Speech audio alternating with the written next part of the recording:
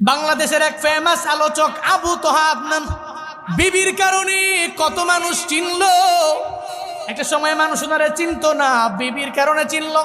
আবার এখন তো বিবির কারণে কেমন জানি হয়ে গেল পুরো দেশের মধ্যেই সম্মান হানি হানি এমন একটা হালাত। যেই যুবকেরা আবু তোহা আদনান সাহেবের দিল দিয়া মোহাব্বত করে, লক্ষ লক্ষ যুবকেরা ওনার বয়ান শোনার জন্য ভিড় জমায়।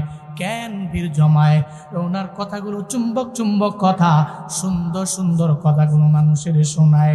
হ্যাঁ, উনি যে উঠলো বউয়ের কারণে উঠলো, এখন আবার বউ তার নামে বিভিন্ন বদনাম ছড়াইতে লাগলো। এখন তো এই বউয়ের কারণে আবার ডেবে গেল, নিচে নেমে গেল। আমি কি বুঝাইতে চাই, এরা কে সঠিক কে ব্যাঠিক বিন্দু মাত্র পরিমাণ আমি জানিও না, আমি বুঝিও না।